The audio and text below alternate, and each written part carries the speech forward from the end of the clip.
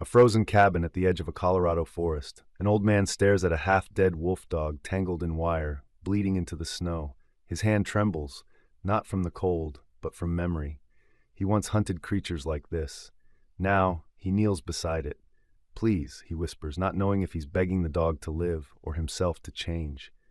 But what neither of them knows is this. Within days, this creature will risk everything to save him, and a boy lost in the storm. The wind howled down from the mountains like a wounded animal. Snow fell sideways in thick, wind-driven flurries, clinging to the twisted pines that lined the outskirts of Calwood, a small town nestled at the edge of the Colorado wilderness. It was the kind of night that made men stay indoors and dogs burrow into the deepest corners of barns. But Edgar Nash was not the kind of man who needed warmth anymore. His breath fogged the inside of the glass as he stood at the window of his cabin, a lonely structure that had stood against wind and time for nearly 4 decades. The wooden frame groaned as if it, too, remembered. Edgar was 64, thin and wiry like a fence post, with hands calloused from a life of rough work and eyes the color of smoke, distant and quiet. His hair was the dull gray of late ash, and his beard was trimmed short but unruly, like something that had stopped caring whether it grew in straight lines. He wore a flannel shirt buttoned all the way to his throat and heavy canvas pants stained with grease and age. His boots were by the door, still caked with frozen mud. Since his wife Lydia passed, Edgar lived alone. Not the kind of alone where someone might still check in on you, but the kind where the phone doesn't ring and the mailbox stays empty. Lydia had been the sunshine to his pinewood soul, soft, golden-haired, always humming as she bandaged injured animals brought in by local hunters or stray kids. She'd worked at the county animal shelter, loved every broken thing that limped through its doors. When she died of a sudden stroke 6 winters ago, something in Edgar had gone with her, some softness that refused to return. That night, as the wind gnawed at the seams of the house, Edgar lit the last of the kerosene in his lamp and stepped outside with a cracked thermos of black coffee and his old Winchester slung over his shoulder. Not to hunt, but to feel the cold. The pain in his knees reminded him he was still here. But as he approached the shed out back, the one Lydia had once filled with cages and straw and the soft rustle of rescued fur, he saw something strange in the snow. A trail. It was broken, erratic. Not deer or rabbit, something larger. He followed it without thinking, flashlight flickering over churned snow and drops of dark red staining the white. The tracks led to a shallow ravine near the tree line, where the wind died to a whisper, and the trees stood like grave markers. That's when he saw it, a shape slumped in the snow, breathing ragged, barely alive. Edgar's fingers tightened on the flashlight. It was a dog, no, a wolf dog by the look of it, half wild, half domestic, and wholly ruined. Its fur was a muddied blend of black and silver, thick with clumps of dried blood and dirt. One leg dragged behind it at a wrong angle, and a thick, old rope still hung from its neck, tattered, frayed, and crusted with ice. Edgar knelt slowly. The creature's ears twitched, but it made no move. Its amber eyes met his. There was no fear in them, only the exhausted defiance of something that had survived everything but still expected the next blow. "Christ," Edgar muttered. "What hell spat you out?" He pulled off his coat and draped it over the creature. It didn't resist. That scared him more than if it had snapped. The old man worked fast, wrapping the dog in a tarp and dragging it through the snow back to his shed. The heat lamp inside still worked. It hissed as he plugged it in, filling the space with soft orange light. Edgar laid the dog on a pile of old rags and blankets, then sat back on his heels, breathing hard. The creature whimpered once, then went still. He didn't sleep that night. He sat in a folding chair, gun resting across his lap, eyes locked on the dog like it was some cursed relic that might wake and kill them both. But morning came, and the dog didn't die. By noon, he knew he had to call someone. Clara Hemsworth was 28, brisk in her movements like a gust through a hospital hallway. She was tall, with pale skin freckled like birch bark, and kept her auburn hair pinned tightly under a wool cap. Her eyes were hazel, and often narrowed, not from suspicion, but calculation. She was a veterinary nurse at the Calwood Clinic, and Edgar's nearest neighbor, if you could call someone a neighbor from a quarter-mile down an icy road. When she pulled up to his property in her dented Subaru, She already looked irritated. "You said it was urgent," she said, stepping out into the snow. "If this is about your roof again, Edgar—" "It's in the shed," he interrupted, pointing with the same grim gravity he might have used to say, "It's a body." Clara's boots crunched over the ice. The moment she saw the creature curled under the heat lamp, her lips parted in disbelief. "That's a wolf." "Half," Edgar said. "Other half's a shepherd, I think, shot in the leg, rope burns on the neck, might have escaped a trapper, or worse." She knelt, ignoring the blood on the blankets. Her hands moved swiftly over the dog's body, still breathing, fever's climbing. "We need antibiotics, a splint, IV fluids." Then she glanced up, sharp. "Why didn't you call me sooner?" Edgar didn't answer. Clara exhaled through her nose. She had learned not to push too hard with the old man. He was like a frost-bitten tree, leaned too hard and it snapped. Instead, she returned to her car and came back with supplies. They worked in silence, hands steady, even as the dog twitched under the sting of iodine. Clara stitched the wound, murmuring under her breath, not realizing she was humming the same lullaby her father used to play on harmonica. She had lost him in a traffic stop gone wrong. Her dad had been a cop, a K-9 handler. She hadn't realized how much the shape of a shepherd's face could undo her.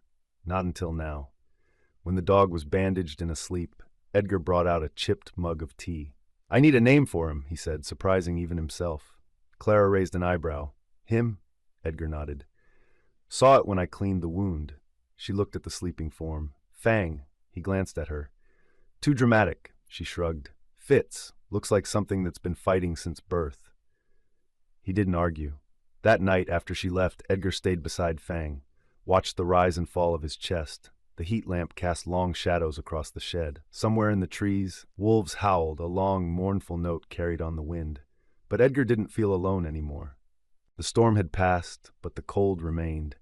It hung over the town of Colwood like a ghost unwilling to move on. The trees stood frozen, crusted in white, and every breath from man or beast turned instantly to mist. Edgar Nash awoke with a start just past midnight, stirred not by dreams but by something heavier, sharper, a sense of wrongness in the air. It wasn't the wind or the groaning of the trees. It was a sound deeper than both, a metallic clatter from the porch. Then, silence. He sat up in his bed, joints protesting. The house was dark but not silent. There it was again, wood creaking under a foot that wasn't his. Edgar reached for the old revolver in the drawer, fingers steady but heart unsteady. Then another sound, a faint growl from the back room. Fang. He rose and crept down the narrow hallway in his socks, the revolver hanging low by his side. The kitchen door stood ajar, swaying ever so slightly with the wind. It hadn't been that way when he went to bed. Moonlight poured through the window, casting long shapes across the floor. And there, crouched near the hearth, were two figures in ski masks, one with a crowbar and the other with a large duffel bag, half filled with canned goods and old hunting gear. They hadn't seen him yet, but Fang had. The dog launched forward from the shadows with a roar more beast than canine. The first man stumbled back, raising the crowbar, but Fang was already on him, teeth sunk deep into the man's padded arm. The second man screamed and swung his boot into Fang's side. The dog didn't flinch. Edgar stepped forward then, cocking the revolver. "Get out," he growled. The two intruders froze. One of them, tall, lanky, with trembling hands, let out a breath and said, "We didn't mean. Leave the gear, leave the food, get off my land or I'll bury you under it." The man with the bleeding arm stumbled toward the door, dragging his partner behind. As they reached the threshold, the one with the crowbar turned and swung, not at Edgar, but at Fang. The metal struck the dog hard across the ribs with a sickening thud. Fang dropped, whimpering. Edgar fired once into the ceiling. The intruders vanished into the snow without another word. When silence returned, Edgar fell to his knees beside the dog. Fang's side rose and fell in short, shallow breaths. Blood dripped from his mouth, not from his teeth, but deeper. Internal. "No," Edgar whispered, "not like this." He lifted the limp body into his arms and carried it to the shed. The heat lamp was still warm from earlier in the day. Fang's body twitched, legs kicking faintly. Edgar knelt beside him, unsure of what to do, until a sudden memory hit him. Clara's number, scribbled on the back of an old feed catalog in the kitchen drawer. It took 15 minutes for Clara to arrive, bundled in a long navy coat with her hair in a messy braid. Her face was flushed from the cold and worry. She didn't ask questions. She just pushed past him and knelt beside Fang, unzipping her med kit. "Broken rib, maybe two," she murmured. "Possible internal bleeding. Do you have anything for pain?" "Whiskey," Edgar said. She glanced at him, unamused. "For the dog." He didn't answer. She returned to her work, pulling a small vial from her bag. "This is ketoprofen. It's not ideal, but it'll help. I need to keep him warm. Pressure bandage here." Edgar watched her move with speed and precision, fingers gentle but unwavering. "He saved me," he said suddenly. Clara didn't look up. "Of course he did." "No," he insisted.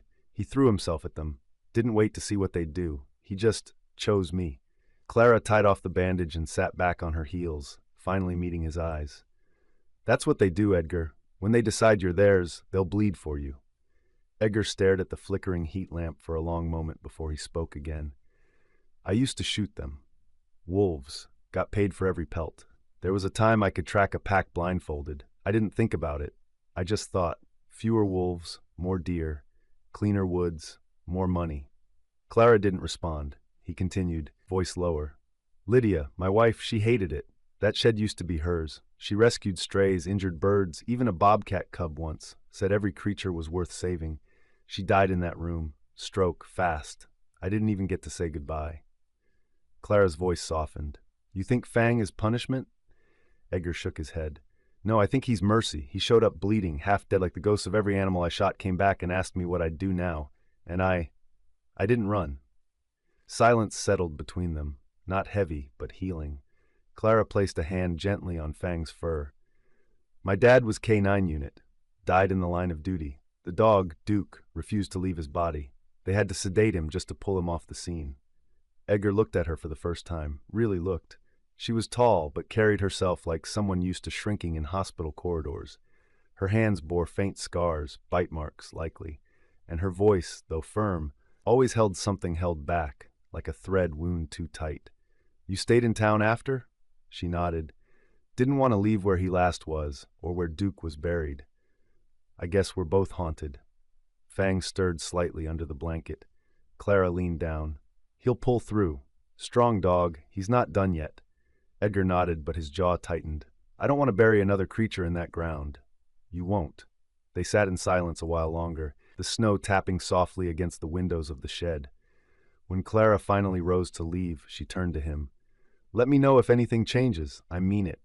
I will." She paused, then added, "He picked you for a reason, Edgar. Don't waste that." After she left, Edgar sat alone with the dog. He reached out and laid a hand on Fang's head, feeling the soft warmth there. The ribs moved slowly but surely. "Not just a dog," he whispered. "You're the second chance I never thought I deserved." Colwood never truly thawed. Even in late February, when other towns might begin to dream of spring, the mountains here held tight to their snow like a secret. The trees remained bare and watchful, and the wind dragged itself between the houses with the low growl of something not quite natural. But for once, Edgar Nash's cabin was warm. Inside the old wooden structure, the hearth crackled with firelight, and Fang lay curled on a wool blanket near the flames, his ribs still wrapped in gauze. His breathing had steadied. The wound on his side no longer wept blood, only memory. Edgar, still rough in his movements and gruff in tone, now walked with a softer awareness of the dog beside him. They moved together like old soldiers, not trusting the world, but trusting each other. Edgar had even begun talking to him aloud when alone, as if silence had finally overstayed its welcome. One morning, Clara arrived with someone unexpected. A boy, around 8, small for his age, with skinny limbs and eyes that never stopped moving. His coat was too large, his jeans frayed at the cuffs. He clutched a book to his chest like a shield. "This is Theo," Clara said, brushing snow from her shoulders. "My sister's boy." The boy didn't speak. He only glanced at Fang, then stepped back quickly. "He doesn't talk much," Clara added, lowering her voice. "At least not to strangers." Edgar nodded once, understanding the need for silence all too well. He studied the boy. Theo had curly dark hair flattened under a knitted beanie, and pale skin that looked like it hadn't seen sun in weeks. There was something taut in his stance, as if always waiting for something bad to happen. Clara continued, "I was hoping he could spend some afternoons here, just a few hours. It's complicated at home." Edgar didn't ask questions. He simply opened the door wider. Theo hesitated, then stepped inside. He kept his eyes on Fang, who raised his head and watched the boy without growling. That, Edgar took as a good sign. The dog sensed something beneath the fear. For the next week, Theo came every afternoon, always with his book. He never read it, just held it, sat near Fang, and watched the fire. On the fourth day, he reached out and touched Fang's fur. The dog turned his head slowly, sniffed the boy's hand, then rested his chin gently on Theo's knee. The boy smiled, just a flicker. But Edgar saw it, and something inside his chest moved, like an old gear unstuck after years of rust. Then came the scream. It happened on a Tuesday. Clara was at the clinic. Edgar had gone out to chop wood behind the shed, leaving Theo inside reading, or at least pretending to. The scream was sharp and young, rising from the tree line beyond the cabin. Edgar dropped the axe mid-swing and ran, heart pounding like a drum. Fang, already ahead of him, tore through the snow with renewed strength, legs no longer stiff from injury. They found Theo near the edge of the woods, cornered against a tree. A small pack of wolves, 4 at most, snarled in a semicircle around him. Their fur was ragged, patchy with mange, and hunger glinted in their eyes like fire. Winter had pushed them from the mountains. Now they hunted lower ground. One of the wolves stepped forward, teeth bared, and Fang charged. What followed was blur and noise, barking, growling, snow flying in every direction. Fang rammed the lead wolf, driving it back with sheer force. Another lunged and bit into Fang's leg. He yelped, spun, and drove his teeth into the attacker's throat. Blood darkened the snow. The rest of the pack hesitated. Edgar, breathless, raised his arms and shouted with all the fury of a man twice his age. The wolves scattered, disappearing into the trees like smoke. Theo didn't cry. He clutched Edgar's coat with frozen fingers and stared at Fang, who stood panting, bleeding again from a fresh gash on his leg. That night, Edgar carried Fang back to the shed, just like before. Clara arrived minutes later, summoned by Theo, who, for the first time, had spoken clearly. Fang is hurt. As Clara stitched Fang's wound, Edgar sat beside Theo near the hearth. The boy leaned into him without thinking, like he'd done it 100 times before.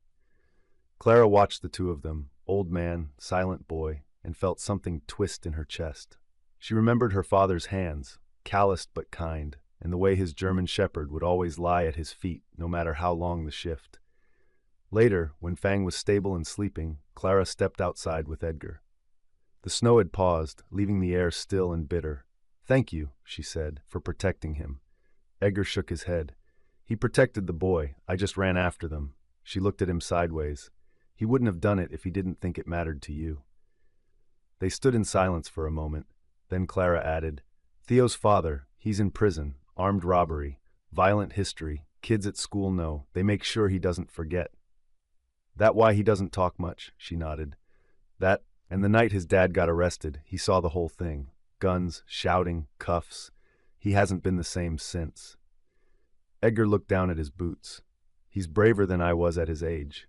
Maybe he needs someone who's not afraid of what he's seen," Clara said quietly. "Someone who knows what it's like to carry ghosts." Edgar didn't reply. But the next morning, he cleared a space beside Fang's blanket and left Theo's book there. He didn't mention it, neither did Theo. But the boy sat in that spot every day afterward. By week's end, rumors of the wolf encounter had spread through Calwood. A boy had been saved by a half-wolf. An old man had chased off a pack. The townsfolk, once suspicious of the wild animal living near their edge, now nodded respectfully at Edgar when they saw him at the store. And Theo, though still quiet, walked straighter, shoulders lifted by a dog's loyalty and an old man's silent protection. The town of Calwood, wrapped in its frosted hush, seemed unchanged from the outside. But in Edgar Nash's cabin at the edge of the woods, there had been a quiet shifting. In the weeks since Fang had saved Theo from the wolves, something invisible had settled into place, something like family. Fang's wounds had begun to heal, his limp softening with each passing day. Theo no longer clutched his book like a shield, and Edgar found himself looking at the boy with a gaze that, though quiet, held something close to hope. It was on a Wednesday morning, brittle with wind and sun, when the man appeared. He pulled up to the general store in a rust-colored truck with faded decals on the side and a winch welded to the front bumper. His name was Royce Danner, and he introduced himself with a handshake that lingered too long and a grin that didn't reach his eyes. Royce was in his late 40s, broad-shouldered with a square jaw and salt and pepper stubble. His eyes were sharp but cold, like glass left in a river. He wore a leather vest over a camouflage shirt, and the back of his truck rattled with the faint clink of chains and metal traps. Royce struck up conversation easily, too easily, with the clerk at the counter and two hunters by the deer feed. He spoke in stories, always punctuated with a smirk and a boast. Shot a bobcat just north of Gunnison last fall. Got a bounty for it, too. Don't believe in letting predators run wild. Someone's got to keep the balance. He talked of mountain lions, wolves, coyotes, and once, his eyes glinting like flint, a white wolf the size of a horse that had gotten away. It was that same afternoon he knocked on Edgar's door. Edgar was splitting firewood, Fang lying beside the pile like a sentry. The dog's ears perked before the knock, already uneasy. When Edgar opened the door, Royce offered his hand again. "Afternoon, heard you've got yourself a bit of legend living here." Edgar didn't take the hand. "Depends who you're asking." Royce lowered his arm. "That dog, the one that chased off the wolves. Word gets around, I know what I'm looking at. That's not just any shepherd, that's got wild blood in it." Fang stood slowly, fur bristling. Royce's gaze narrowed with admiration. Seen one like him before, few years back. A white wolf, real fighter. Tried to take it down, but it slipped the trap. Bastard left me with a scar. He rolled up his sleeve to show a pale mark on his forearm. Edgar didn't speak. "I want him," Royce said plainly. "I'll pay. More than you'll get anywhere else. Not to keep, to train, to test. Animals like that are rare, need to see what they're made of." Edgar stepped forward until he blocked Royce's view of Fang. "He's not for sale." Royce's smile twitched. "Didn't say it was a question." Edgar's voice hardened. "You're trespassing." For a moment, silence hummed like tension in a bowstring. Then Royce turned on his heel and walked back to his truck. Before he climbed in, he looked back. "You'll change your mind, or something else will change it for you." That night, Fang wouldn't eat. At first, Edgar thought the meat had gone off. Then came the shaking, the vomiting, the labored breathing. Fang collapsed just before midnight, and Theo, who had fallen asleep by the hearth, woke to Edgar shouting for Clara.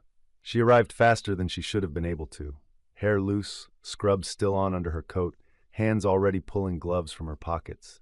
She knelt beside Fang, fingers working with desperate precision.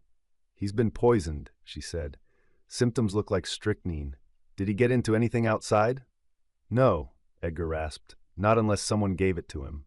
Clara swore under her breath and injected Fang with an antitoxin she kept for emergencies. "This buys time. Nothing more. He needs fluids. We have to keep him warm. Try to flush it out." Theo sat nearby, arms wrapped around his knees, eyes wide but dry. He didn't speak. As Fang slipped into a shallow, trembling sleep, Edgar moved to the far end of the shed and braced his hands against the wall, shoulders trembling. "She died right here," he said suddenly. Clara turned, startled. "Lydia," he continued. "There was a dog, an old mutt someone dumped near the highway. She brought it home. I told her to let it go. Said it was too sick, too mean, too broken. But she wouldn't. Spent the whole night out here trying to save it. She always did that. Always believed everything deserved one more chance. Even me." He turned around. His eyes were wet, but his voice was steady. "She collapsed around dawn. Never woke up. They told me it was a brain aneurysm. I buried her in the spring thaw beneath the pine." Clara walked over and placed a hand on his shoulder. "You stayed." "I stayed because guilt is heavier than loneliness," he whispered. "But this time I won't lose another soul in this shed." Fang whimpered, then shifted, his tail twitching faintly. Clara moved quickly to check his vitals. "Still weak," she said, "but responding." Edgar sank to his knees beside the dog. "Hold on," he whispered. "Don't let that bastard win." The next morning, Edgar loaded his old rifle and walked into town. He didn't say a word, just sat outside the general store until Royce showed up for supplies. Their eyes met. Edgar didn't move. Royce smirked but said nothing. The tension passed between them like lightning between storm clouds, silent but waiting. Edgar returned home to find Fang resting, still weak but alive. Theo was curled up beside him, his small hand resting on Fang's paw, and somewhere beyond the trees a wolf howled, not in hunger but warning. It began with the kind of silence that only comes before a storm, that eerie, hanging stillness where even the trees seemed to hold their breath. Colwood was quiet beneath a blanket of low gray sky, clouds piled like mountains above the town, and the wind that had spent the past week whispering through the valley had vanished altogether. Edgar Nash, standing on his front porch with a mug of tea cooling in his hands, felt it in his bones. Something was coming. By late afternoon, the temperature plummeted. Snow began to fall, not in soft flakes, but in sharp, wind-driven bursts. The power flickered once, then again, then cut out entirely. The cabin dimmed, lit only by the orange breath of the wood stove and the dying light outside. Theo had been staying with Edgar since the poisoning incident, his presence becoming part of the daily rhythm, as natural as the creak of the floorboards or the rustle of Fang's breathing beside the fire. The boy had grown more open. He spoke now, not often, but enough to make Edgar pause each time he heard his name from that small voice. And he smiled, especially when Fang, still recovering, would rest his head on Theo's lap and let out that low, comforting sigh. That night, as the snow thickened and the wind returned with a scream, Edgar blocked the doors with extra firewood and checked every window latch. Clara called from the clinic to say she was staying overnight in case of emergencies, her voice tense but calm. "Keep Theo warm," she said, "and keep yourself safe." The storm swallowed the town. The trees outside bent and groaned. It was sometime after midnight when Edgar noticed something strange, an open window in the back room. He cursed under his breath, moved quickly to shut it, then realized Theo was no longer curled in his blanket by the stove. The door was ajar. Outside, the wind howled like a beast. Snow lashed at Edgar's face as he stumbled onto the porch, calling Theo's name. No answer. He scanned the snow for footprints, but the wind had already begun to erase them. And then he saw Fang, tail stiff, ears up, sniffing the air. Without waiting, the dog pushed into the storm, leaving slow, deliberate paw prints behind him. Edgar followed. The world outside had become a white blur. Wind tore at his coat, numbing his fingers and cracking his lips. "Theo!" he shouted. "Theo, answer me!" But the wind swallowed every word. Fang stopped suddenly and barked, one sharp note of urgency. Edgar ran toward him and saw it, a small, half-covered shape wedged between two rocks near the edge of the ravine. Theo. The boy's coat was soaked through, his hat gone, face pale and lips turning blue.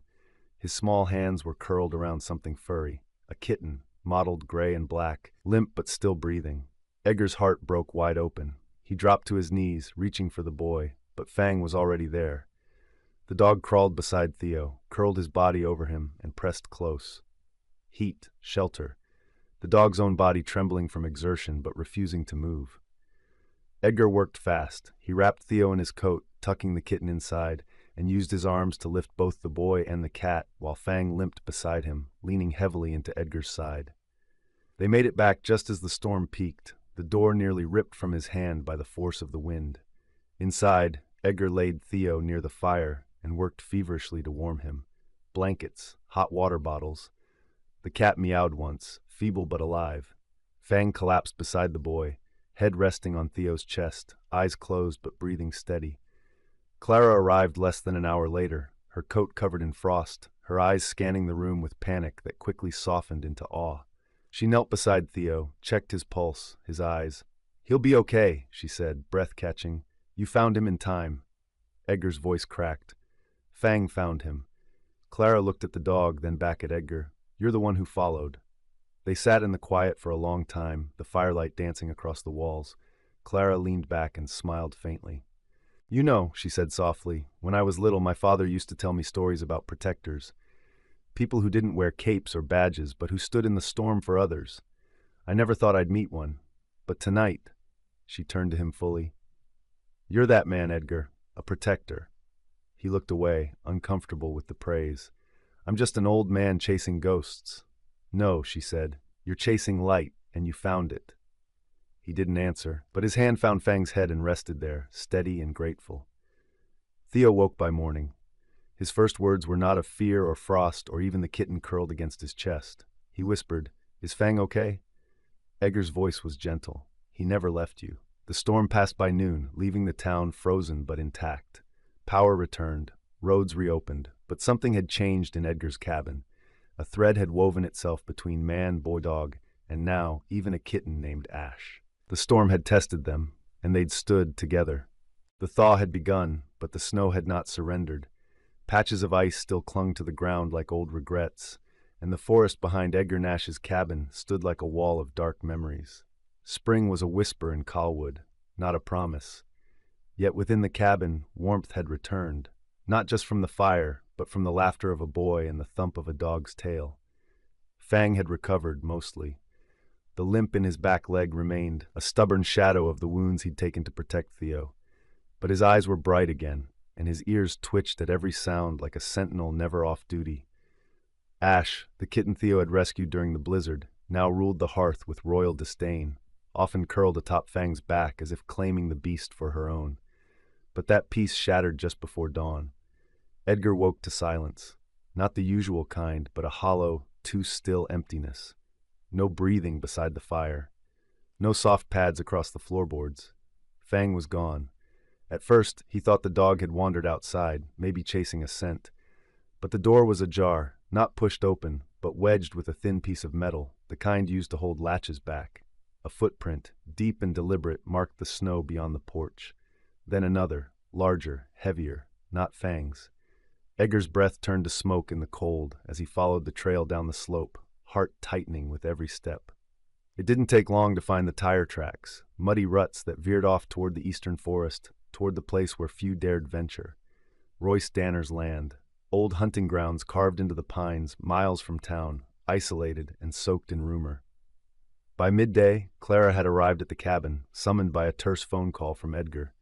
She came dressed in her winter coat, hair pulled back, expression like flint. Theo came with her, refusing to stay behind.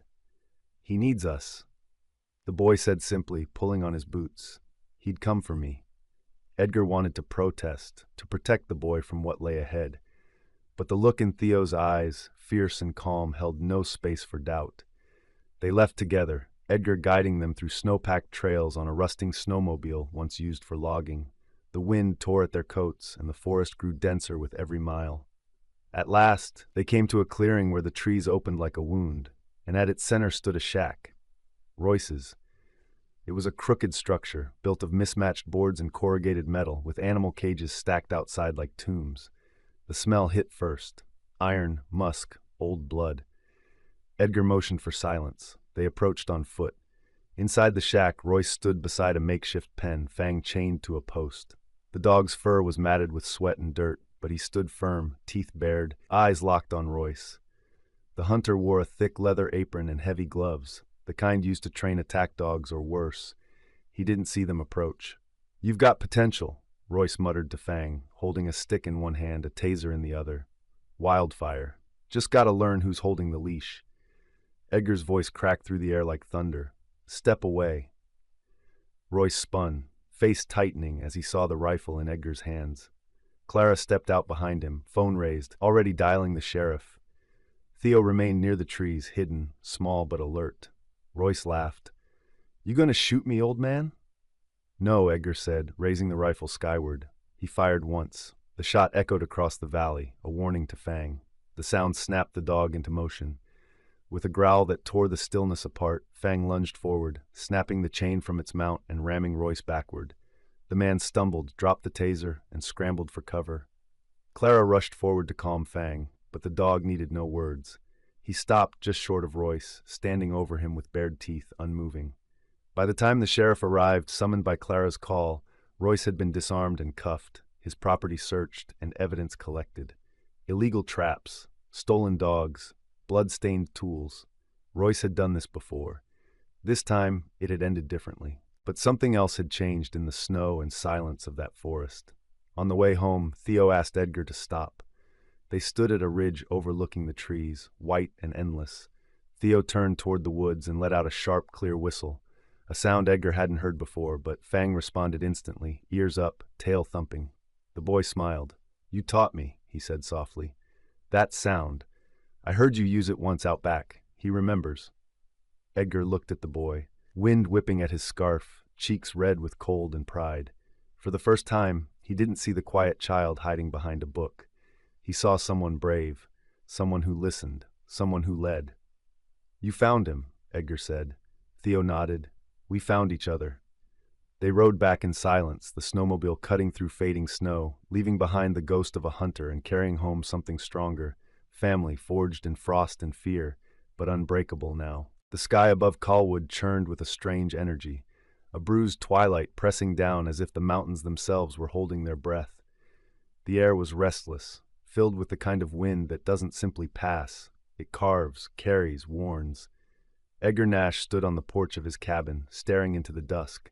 He hadn't touched his tea. Fang lay beside him, still stiff from the rescue, ribs tight with healing wounds, but his eyes sharp again, a dog forged in fire, and now steady in storm. It had been 3 days since Royce Danner was released on bail. Rumors buzzed like flies in town, that he'd blamed everything on misunderstanding, that the sheriff had no solid evidence for the harsher charges, that Royce was seen at the edge of town with a rifle slung across his back, heading toward the forest again. Edgar knew Royce wasn't done. There were men who hunted because of hunger, and those who did it out of tradition. But then there were men like Royce, who hunted to dominate, to destroy, to prove something hollow inside themselves. That night, the power flickered. Clara, now staying in town to be near her aging mother, had warned Edgar over the phone, "Be careful. Royce holds grudges, and he knows where you live." Theo was asleep in the spare room, curled up with Ash on his pillow. The kitten's tiny body rose and fell with his breath. Edgar checked the locks twice, then settled back into his chair near the door, the rifle across his knees, not out of fear but resolve. Just after midnight the wind rose. It came shrieking through the pine, bending them like boughs, and with it came footsteps, slow, crunching, deliberate. Fang lifted his head. A figure emerged from the dark, standing just beyond the porch light. Royce. He looked wild, unshaven, eyes bloodshot, jacket half unzipped despite the cold. He held a hunting rifle in one hand, and his other trembled slightly as he raised it. "You took everything," he growled. "My dogs, my land, my name in town." Edgar didn't move. "You took them from yourself. You don't deserve that animal. That dog's blood is wild, dangerous. It should have been trained, caged, controlled. You think he's your friend?" His voice cracked. "He'll turn on you one day. They always do." "He's never turned on anyone who didn't deserve it." Royce raised the rifle, and in the space between breaths, Fang moved. He launched from the shadows of the porch with the power of something ancient, teeth bared, a growl ripped from his chest like thunder. Royce pulled the trigger, too late. The shot rang out wide, shattering a pine branch above. Fang sank his teeth into Royce's arm, driving him back into the snow. They tumbled, man and beast, and Edgar rushed forward, knocking the rifle from Royce's hand. They struggled, Royce swinging wildly, until flashing lights pierced the woods. A sheriff's truck skidded into the clearing, 2 deputies leaping out. "Hands up, on the ground, now!" Royce froze, blood dripping from his sleeve, teeth clenched in fury. He looked at Fang, then at Edgar. "He's just a dog," he spat. "No," Edgar said, breathing hard. "He's family." The deputies dragged Royce away, reading his rights. As the adrenaline ebbed, Edgar turned to Fang, who now lay panting in the snow, one leg trembling, blood staining the white. "No, no, no," Edgar whispered, falling to his knees. Clara arrived minutes later, woken by the sheriff's radio call. She was dressed in boots and her father's old field jacket, hair flying wild around her face. She rushed to Fang, checked his pulse, his eyes. "He's alive, but he needs surgery. He won't make it if we wait." Edgar nodded. "Take everything. I don't care what it costs." But Clara shook her head. "It's not just you, Edgar. It's the town." The next morning, the sheriff himself, an older man named Hal with a deep tan and a permanent squint, stepped into the diner and passed around a jar. "For Fang," he said simply, "the dog who stopped a bullet." By sundown, they had over $2,000, enough to airlift Fang to Denver. Enough for the surgery, the medicine, the hope.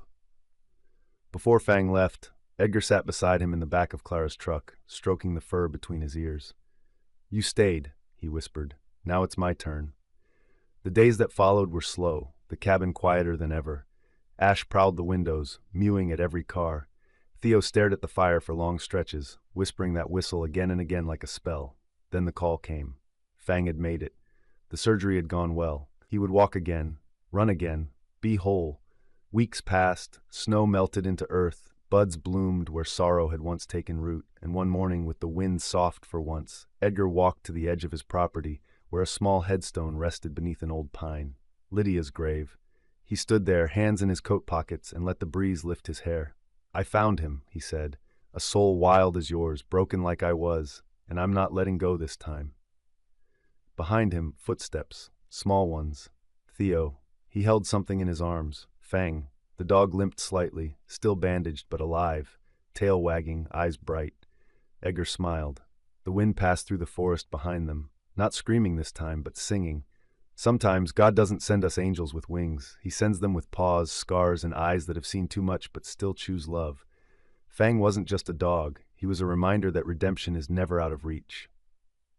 That no matter how broken your past is, love can still find its way through the snow, through the storm, through a howling wind and a shattered heart.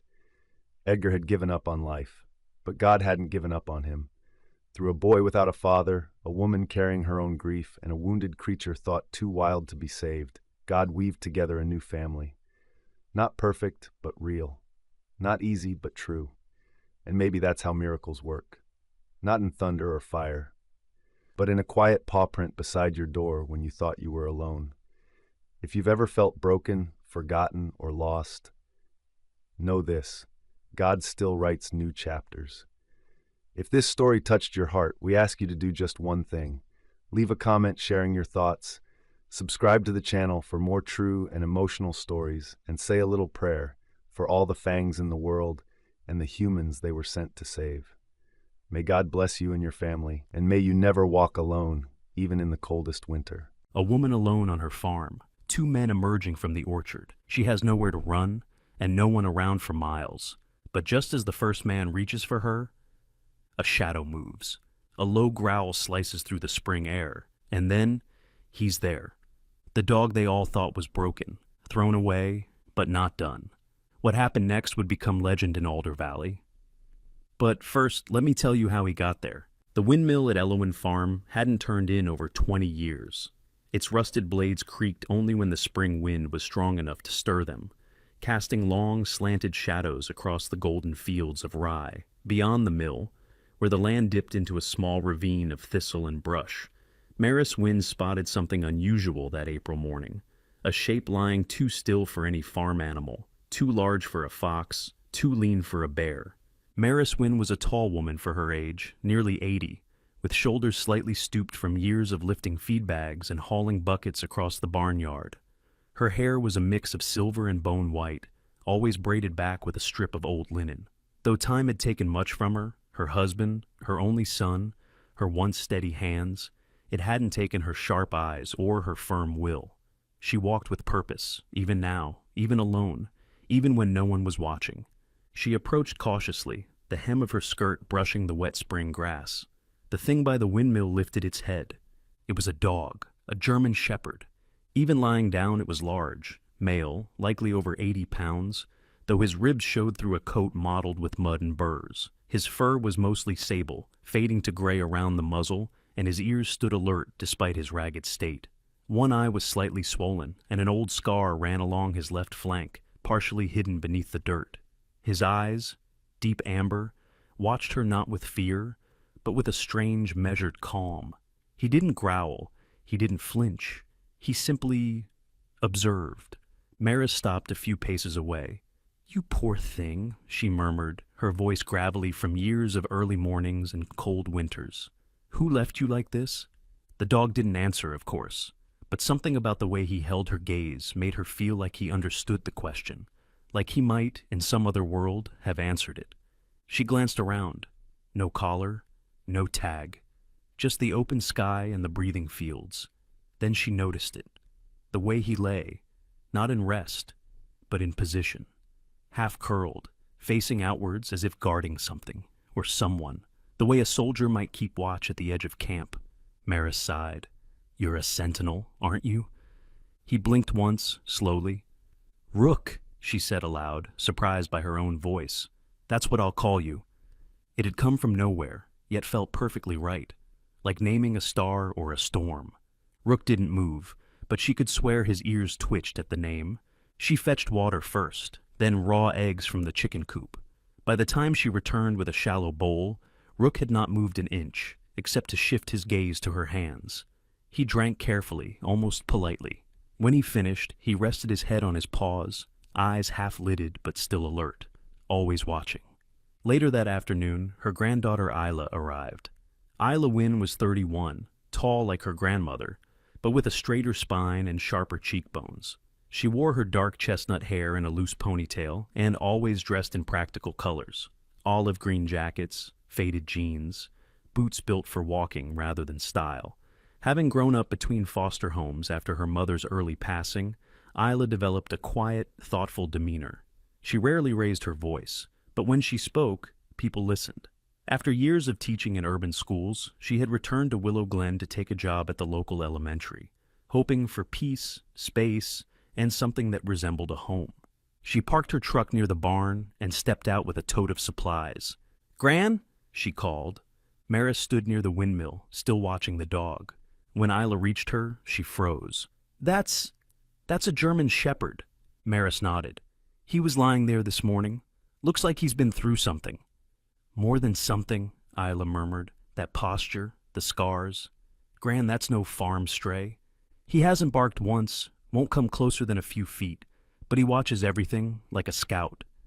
Isla squatted down slowly, her voice soft. "Hey there, buddy." Rook lifted his head, eyes locked on her. He didn't growl, but he didn't approach either.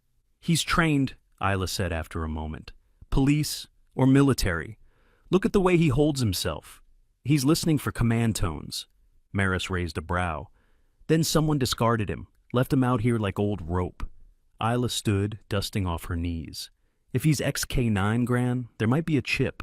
I can take him to the clinic tomorrow, see if he's registered."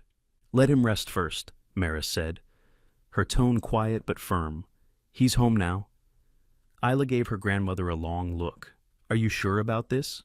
Maris folded her arms. "He hasn't asked for anything, just space. I can understand that." That night, Rook didn't leave the windmill. He curled into the grass beneath it, body curled into itself, but facing the house. He didn't bark. He didn't howl. But Maris, watching from her window, saw him rise twice in the night, once to circle the yard, once to sit upright and stare into the orchard as if waiting for something to emerge. When morning came, the orchard was still. The sun rose pink behind the silo, and Rook remained, like a sentinel carved in earth and fur. Maris stepped outside with 2 boiled eggs in a tin. "Come," she said softly. Rook didn't come, but he didn't retreat either. She placed the tin beside a basin of water. He waited for her to leave before approaching. She didn't mind. Trust takes time. Later that morning, Isla found a clean towel and gently wiped the dried blood from his eye, while Rook stood stone still, allowing it. Not a whimper, not a twitch. "You're a good boy," she whispered. "A good boy who's seen too much." That evening, when the wind turned and the sky hinted at distant rain, Maris sat in her rocker on the porch, a quilt over her knees, sipping warm cider. Rook stood a few yards away, just past the steps, still, watching, as if the safety of the entire farm depended on it. Maris looked over at him and smiled. "Rook," she said softly, "whatever they called you before, whatever they thought you were, you've got a new name now, and I hope that's enough." Rook turned his head, those amber eyes catching the last of the daylight. He didn't come closer, but he stayed, and that was the beginning. The barn at Elowin Farm had never been truly quiet. Even in its stillest moments, it carried the hum of swallows nesting in the rafters, the creak of wooden beams breathing with the wind, and the sighs of old hay settling with time. But since the arrival of Rook, the atmosphere inside had subtly changed. Not tense, not disturbed, just more alert, like the barn itself had become a living thing, waiting, listening. Rook had begun sleeping there by his own choosing. Maris never tethered him, never commanded him. He simply chose the space between the feed sacks and the tack wall as his post. On most nights, he patrolled the perimeter of the farm like clockwork, returning to the barn just before sunrise to curl up in the same spot and rest. It was Isla who first noticed the pattern. Isla Wynn had always been someone who observed more than she spoke. Her childhood had shaped that quiet awareness. After losing her mother in a highway crash at the age of 16, Isla had been raised in 3 different households before finding stability with Maris. Though she was tall and slender with a graceful gait, there was a sense of gravity in her eyes that often surprised people her age. At 31, she'd returned to Willow Glen not to retreat, but to begin again. Away from the noise of Denver, the too bright classrooms, and a failed engagement that had left her wary of promises. It was after dinner one evening that Isla found herself lingering in the barn longer than usual. Maris had gone to bed, and the night air was laced with the scent of lavender and earth. The soft orange glow of her flashlight skimmed over hay bales and bridles until it stopped on Rook, who sat upright near the far end, his head tilted slightly, listening to something Isla couldn't hear. She watched him for a moment, the way his ears flicked and his breathing remained steady even as his entire body appeared ready to act. "You're not like other dogs," she said aloud, stepping closer. He turned to face her fully, his eyes calm but penetrating. She approached slowly, crouching at his side. He didn't back away. Isla reached out, not to pet, but to examine. That's when she noticed it. Just beneath the line of his thick fur, right at the base of his neck, was a faint but undeniable scar. It was short, maybe 2 inches and slightly raised, not a wound from play or farm work. This was precise, healed but deliberate. A scar like that had a story. Isla leaned in closer, brushing the fur aside to get a better look. Her fingers found a small indentation next to the scar, something that felt out of place, like a puncture point. She knew immediately what it was, a microchip. Her breath caught. "You're chipped." Rook blinked slowly as if to acknowledge her discovery, then turned his head away and rested it on his paws. Isla sat beside him for a while, listening to the quiet thrum of insects outside and the occasional distant hoot of an owl.